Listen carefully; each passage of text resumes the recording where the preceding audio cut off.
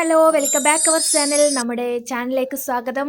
വീഡിയോയിലോട്ട് പോകുന്നതിന് മുമ്പ് സബ്സ്ക്രൈബ് ചെയ്യാത്തവരെ ഒന്ന് ചാനൽ സബ്സ്ക്രൈബ് ചെയ്ത് ലൈക്കും ഷെയറും കമൻറ്റും ചെയ്യൂ. ഹലോ, നമ്മളിപ്പോൾ നോക്കിക്കൊണ്ടിരിക്കുന്നത് മോക്ക് ടെസ്റ്റാണ്.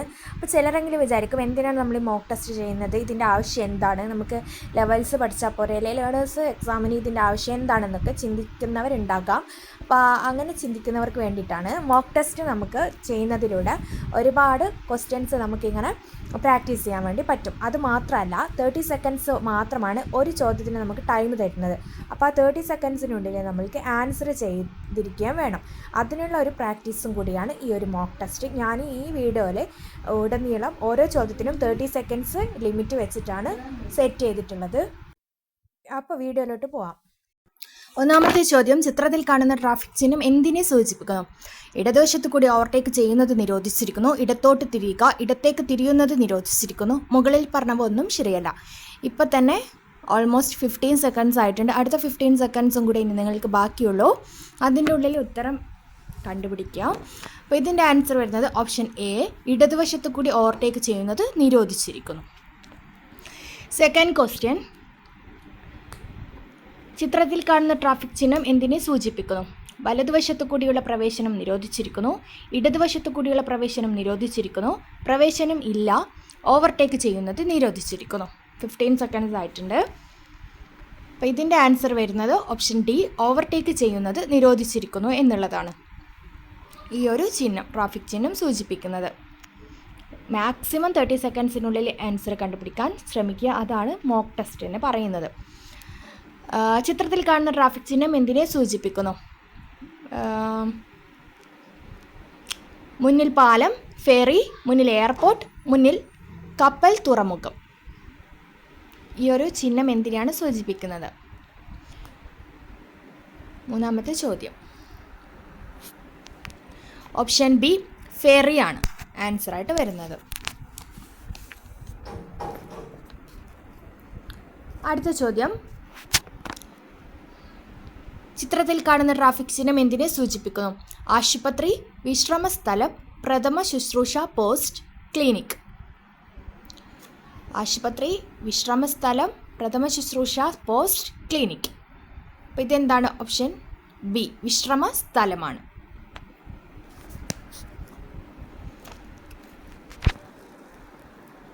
അടുത്ത ചോദ്യം, അഞ്ചാമത്തെ ചോദ്യം, അമിത വേഗതയോ അപകടകരമായതോ ആയ ഡ്രൈവിംഗ്. ഓപ്ഷൻസ്: അധികാരികൾക്കുള്ള കർശനമായ മുന്നറിയിപ്പ് ആകർഷിക്കുന്നു, കുറ്റവും ശിക്ഷാർഹവുമാണ്, മറ്റ് റോഡ് ഉപയോക്താക്കളെ ആകർഷിക്കുക, കാലതാമസം കൂടാതെ ലക്ഷ്യസ്ഥാനത്ത് എത്തിച്ചേരുക. അമിത വേഗതയോ അപകടകരമായതോ ആയ ഡ്രൈവിംഗ്. ആൻസർ ഓപ്ഷൻ ബി ആണ്, കുറ്റവും ശിക്ഷാർഹവുമാണ്. ഓപ്ഷൻ ബി, കുറ്റവും ശിക്ഷാർഹവുമാണ്. അടുത്ത ചോദ്യം, റോഡിൽ നിങ്ങളുടെ വശത്ത് നിങ്ങളൊരു തടസ്സം നേരിടുന്നു. നിങ്ങൾ എന്ത് ചെയ്യണം? വരുന്ന ട്രാഫിക്കിന് മുൻഗണന നൽകാതെ നിങ്ങൾക്ക് എതിർപ്പാത ഉപയോഗിക്കാം, വേഗത്തിൽ നീങ്ങാൻ ത്വരിതപ്പെടുക, വരുന്ന ട്രാഫിക്കിന് മുൻഗണന നൽകുക, വാഹനം നിർത്തുക. നിങ്ങളുടെ വശത്ത് ഒരു തടസ്സം നേരിടുന്നു, എന്താണ് ചെയ്യേണ്ടത്? ഓപ്ഷൻ സി, വരുന്ന ട്രാഫിക്കിന് മുൻഗണന നൽകുക ആണ് ആൻസർ. അടുത്ത ചോദ്യം ഏതാണെന്ന് നോക്കാം. കാണിച്ചിരിക്കുന്ന ചിത്രത്തിൽ ഏത് വാഹനത്തിനാണ് റോഡ് മുറിച്ചു കടക്കാൻ കഴിയുക?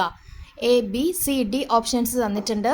2 കാറുകൾക്കും ജാഗ്രതയോടെ റോഡ് മുറിച്ച് കടക്കാൻ കഴിയും. തുടർച്ചയായ മഞ്ഞവരയുടെ വശത്തുള്ള മെറൂൺ കാറിന് ജാഗ്രതയോടെ മുറിച്ച് കടക്കാൻ പറ്റും. ഇടവിട്ട് മഞ്ഞവരയുടെ വശത്തുള്ള വെളുത്ത കാറിനും കടന്നു പോകാൻ കഴിയും. മഞ്ഞവരയുള്ളതിനാൽ 2 കാറുകൾക്കും റോഡ് മുറിച്ച് കടക്കാൻ കഴിയില്ല. അപ്പോൾ ഇതിൻ്റെ ആൻസർ വരുന്നത് ഓപ്ഷൻ സി ആണ്, ഇടവിട്ട് മഞ്ഞവരയുള്ള വശത്തുള്ള വെളുത്ത കാറിന് ജാഗ്രതയോടെ മുറിച്ച് കടക്കാൻ കഴിയും, അല്ലെങ്കിൽ കടന്നു പോകാൻ കഴിയും. ഒരു വാഹനം ലോഡ് ചെയ്യുമ്പോൾ ഇനി പറയുന്നവയിൽ ഏറ്റവും പ്രധാനപ്പെട്ടത് ഏതാണ്? ഓപ്ഷൻ എ, പിന്നിലേക്ക് ലോഡ് ചെയ്യുക, ബി, ലോഡ് തുല്യമായി എല്ലായിടത്തും കയറ്റുക, സി, വാഹനത്തിൻ്റെ മധ്യഭാഗത്തേക്ക് ലോഡ് ചെയ്യുക, ഡി, മുൻഭാഗത്തേക്ക് ലോഡ് ചെയ്യുക.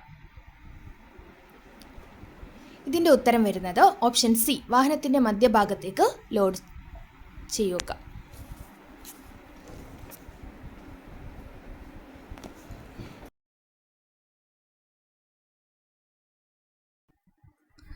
അടുത്ത ചോദ്യം, ആൻറ്റി ലോക്ക് ബ്രേക്കിംഗ് സിസ്റ്റം ചക്രങ്ങൾ ലോക്ക് ചെയ്യുന്നതിൽ നിന്ന് തടയുന്നു. ഇത് ടയറുകൾ ഡാഷ് ആകുന്നത് ഒഴിവാക്കുന്നു.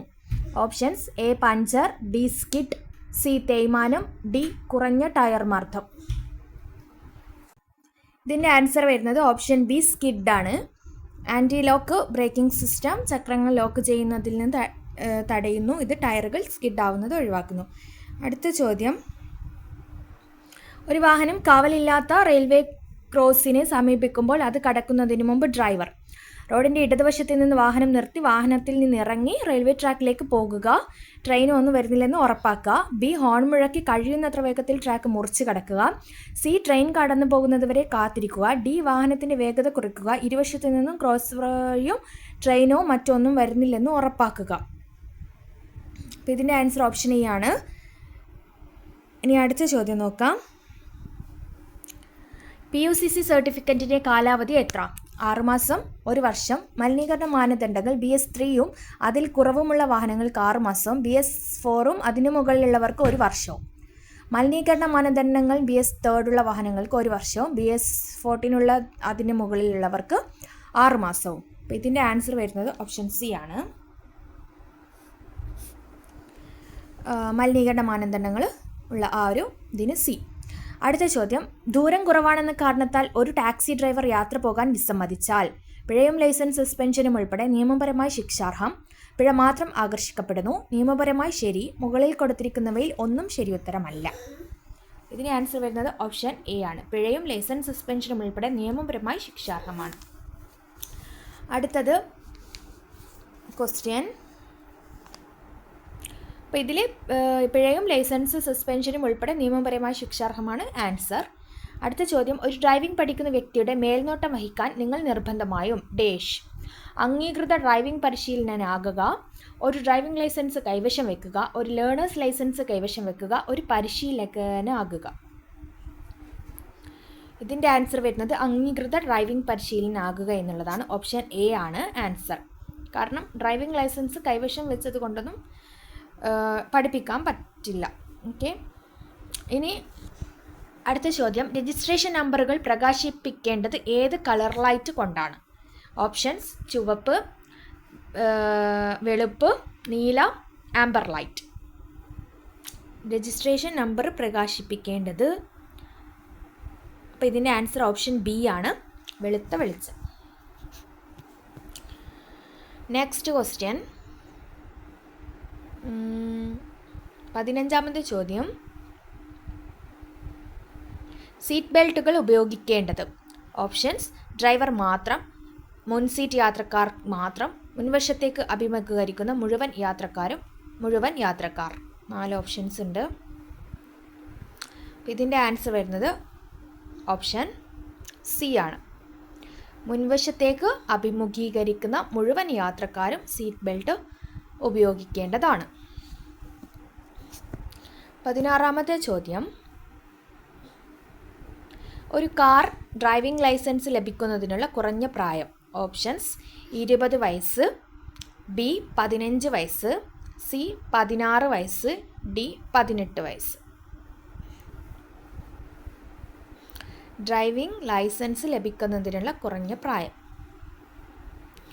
ഓപ്ഷൻ ഡി 18 വയസ്സാണ്.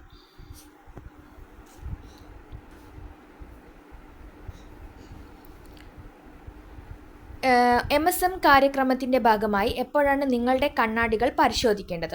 ഓപ്ഷൻസ് പാത മാറുമ്പോൾ, സിഗ്നൽ നൽകുന്നതിനും എന്തെങ്കിലും പ്രവർത്തനം നടത്തുന്നതിന് മുമ്പ്, സിഗ്നൽ നൽകിയ ശേഷം, വളവ് വളഞ്ഞതിന് ശേഷം. MSM കാര്യക്രമത്തിൻ്റെ ഭാഗമായിട്ട്.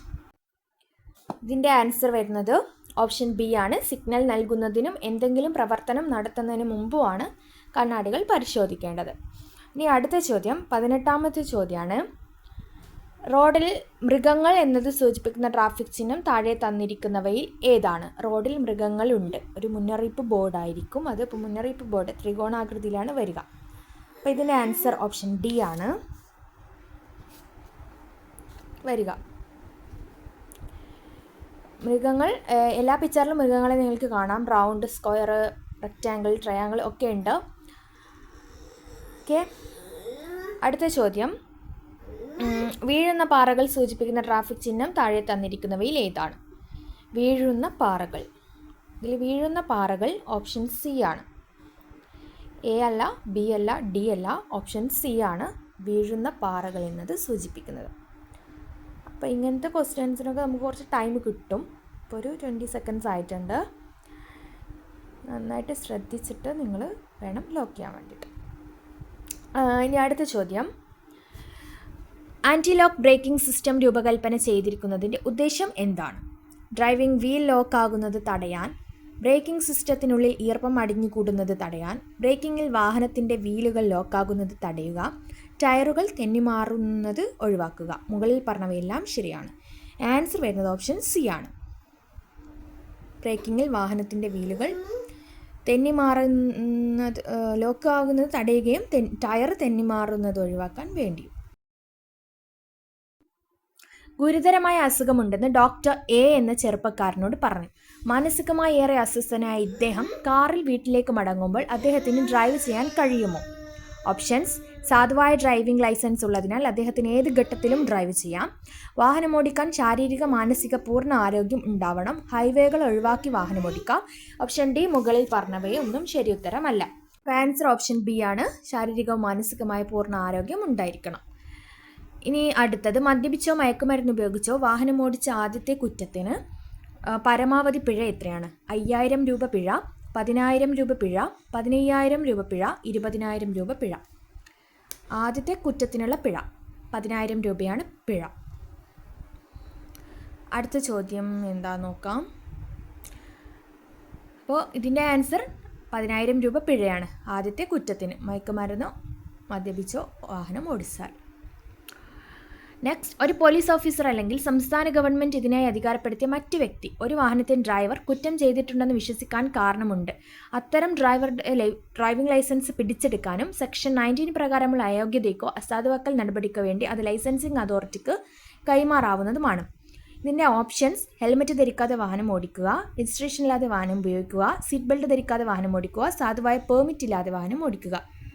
ഇതിൻ്റെ ആൻസർ വരുന്നത് ഹെൽമറ്റ് ധരിക്കാതെ വാഹനം ഓടിക്കുക എന്നാണ്, ഓപ്ഷൻ എ.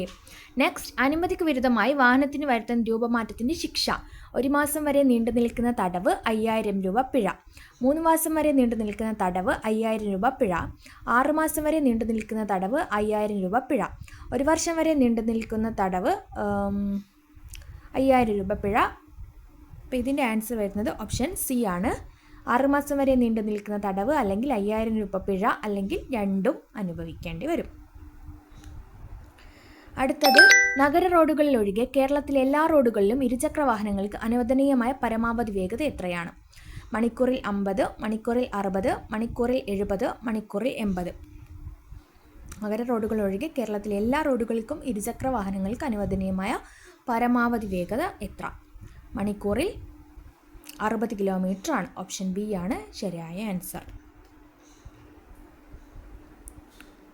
അടുത്ത ചോദ്യം, വാഹനത്തിൽ അപകട സമയത്ത് യാത്രക്കാരെ സംരക്ഷിക്കുന്നതിനുള്ള ഏറ്റവും ഫലപ്രദമായ ഉപകരണം: seat belt, safety door latches, padded instrument panel. മുകളിൽ കൊടുത്തിരിക്കുന്ന ഒന്നും ശരിയുത്തരമല്ല.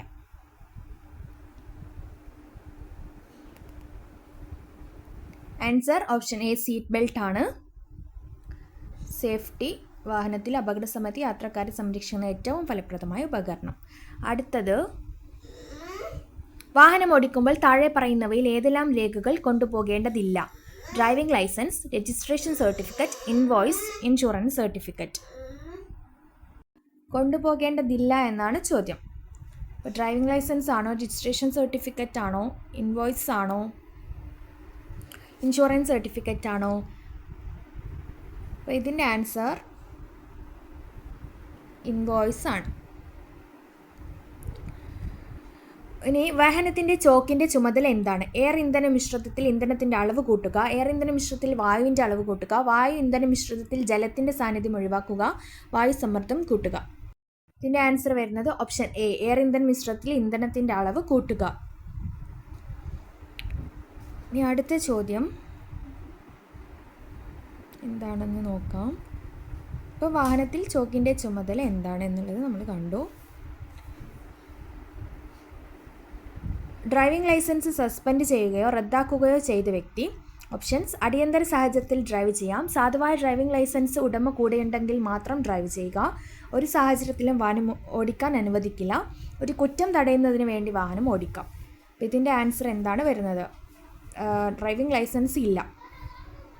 അപ്പോൾ ഓപ്ഷൻ സി ആണ്, ഒരു സാഹചര്യത്തിലും വാഹനം ഓടിക്കാൻ പാടില്ല എന്നാണ് ആൻസർ വരുന്നത്. നിങ്ങൾക്ക് ഈ വീഡിയോ ഇഷ്ടമായിട്ടുണ്ടെങ്കിൽ പ്ലീസ് ഒന്ന് ലൈക്ക് ചെയ്യുക, നിങ്ങളുടെ വിലയേറിയ അഭിപ്രായങ്ങൾ ഒന്ന് കമൻറ്റ് ചെയ്യുക. പിന്നെ സബ്സ്ക്രൈബ് ചെയ്യാത്ത കൂട്ടുകാരുണ്ടെങ്കിൽ ഒന്ന് സബ്സ്ക്രൈബും കൂടി ചെയ്യുക. Thanks for watching.